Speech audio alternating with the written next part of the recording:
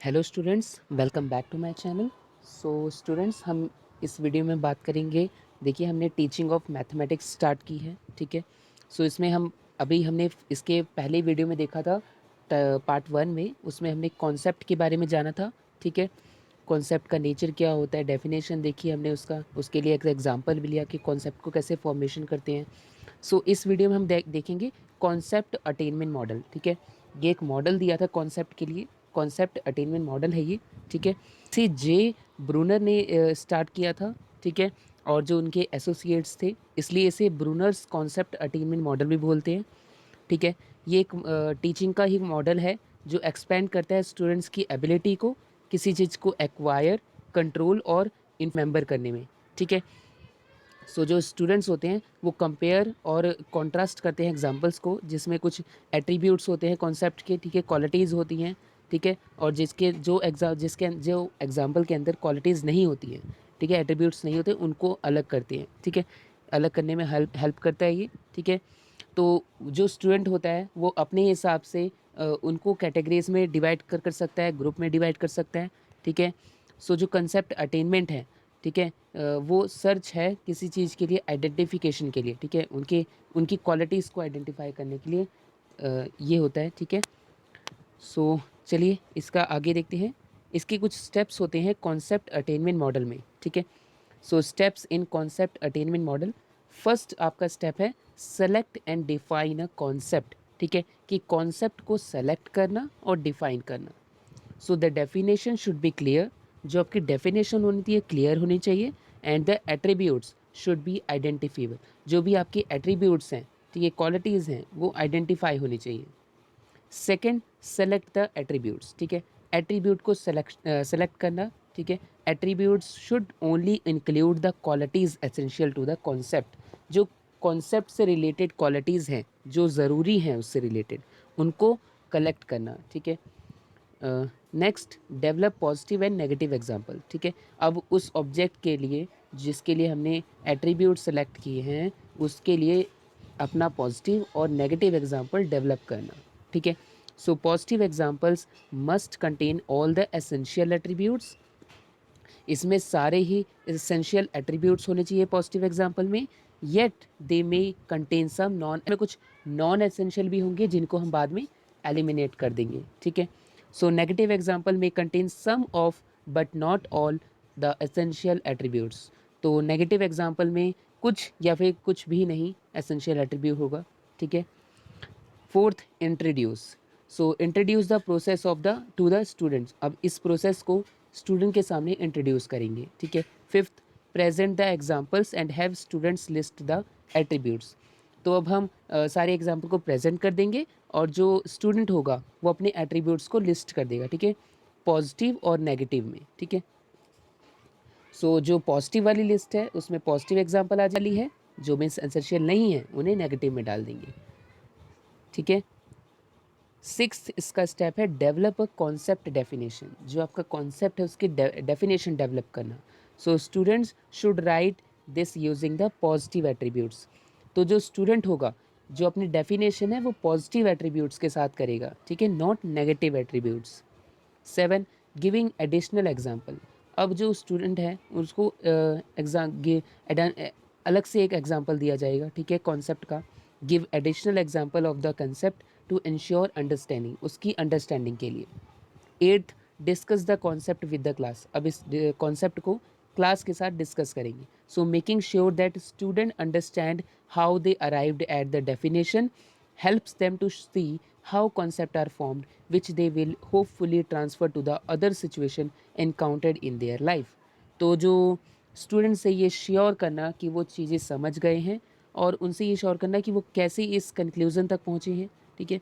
उनको ये भी सीख जाएंगे कि कैसे कॉन्सेप्ट का फॉर्मेशन होता है, ठीक है, ताकि वो अपनी आने वाली अलग अलग सिचुएशन में उसे यूज़ कर सकें। नाइन्थ है evaluation. The most important step of this model is to check whether concept clear to the student. तो लास्ट में इवेल्यूशन और टेस्ट लेना ज़रूरी होता है, इससे पता चल जाएगा कि बच्चे को कॉन्सेप्ट समझ में आया है कि नहीं आया है, ठीक है। सो इधर देखिए एक हमने एग्जांपल लिया है, हम बोलते हैं कॉन्सेप्ट इज़ रेक्टेंगल, ठीक है, रेक्टेंगल का हमने कॉन्सेप्ट लिया।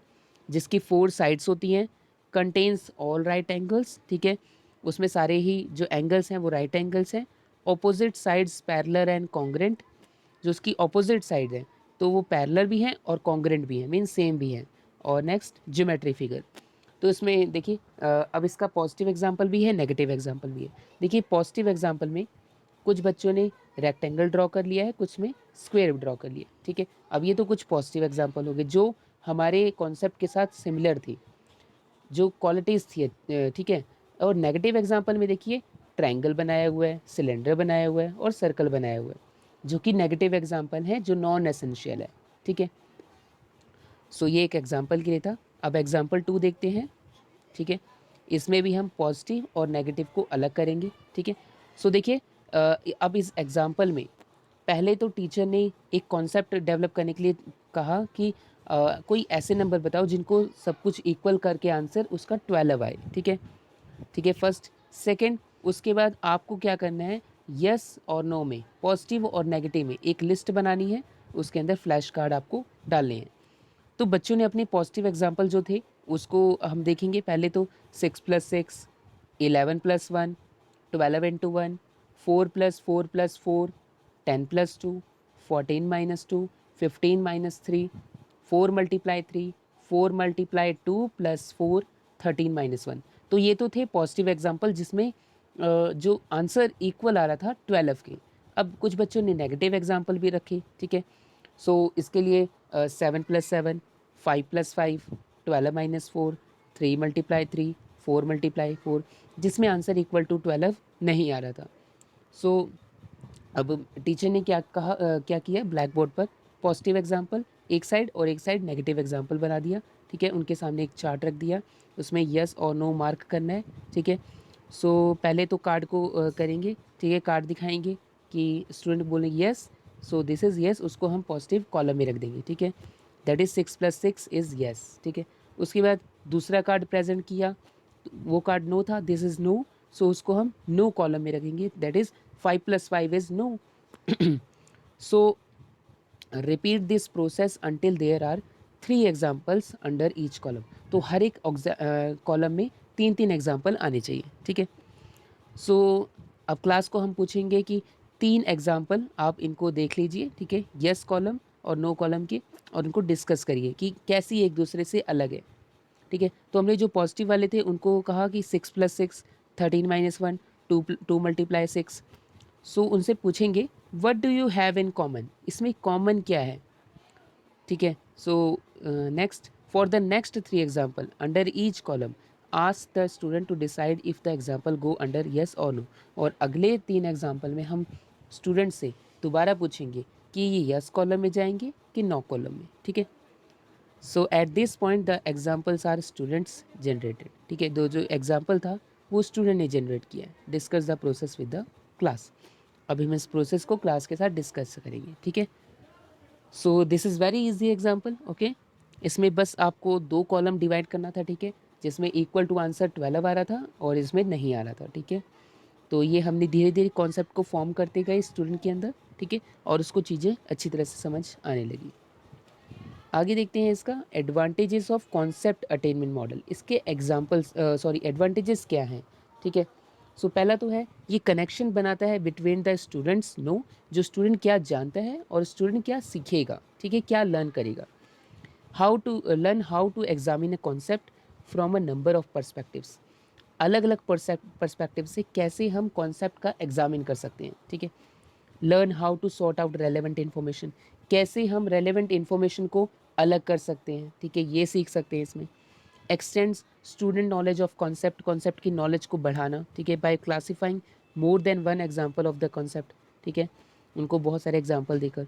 Student go beyond merely associating a key term with the definition, तो जो स्टूडेंट होगा अपनी डेफिनेशन के साथ आगे चलेगा, ठीक है। So concept is learned more thoroughly and retention is improved, तो जो कॉन्सेप्ट होता है वो अच्छी तरह से लर्न भी हो जाता है और जो उनकी रिटेंशन है वो भी इम्प्रूव हो जाती है, मीन्स प्रीवियस लर्निंग भी इम्प्रूव हो जाती है। Syntax of the concept attainment model, इसके 3 फेस हैं, ठीक है, बस आपको ये फेस याद करने हैं, बिल्कुल ईजी है। पहला है the first is phase involve presenting data to students, ठीक है, in the form of example and non example. तो जो एग्जाम्पल है और नॉन एग्जाम्पल है उनकी तरफ वो डाटा को प्रेजेंट कर देना, ठीक है। Second, in the second phase the students test out their understanding means attainment of the idea. तो जो बच्चे होंगे, स्टूडेंट होंगे, वो अपनी अंडरस्टैंडिंग का टेस्ट करेंगे, ठीक है। Third, in the third phase of the concept attainment model students are asked to consider how they arrived at their conclusion, कि वो कैसे इन कंक्लूजन तक पहुँचे हैं, उसका पूरा प्रोसेस बताएंगे, ठीक है। वो अपनी थिंकिंग को रिविजिट करेंगे उस प्रोसेस को कि कैसे उन्होंने ये डाटा एनालाइज किया है, ठीक है। सो ये था उसका third step. So this is the concept attainment model. I hope आपको ये समझ आया होगा, ठीक है।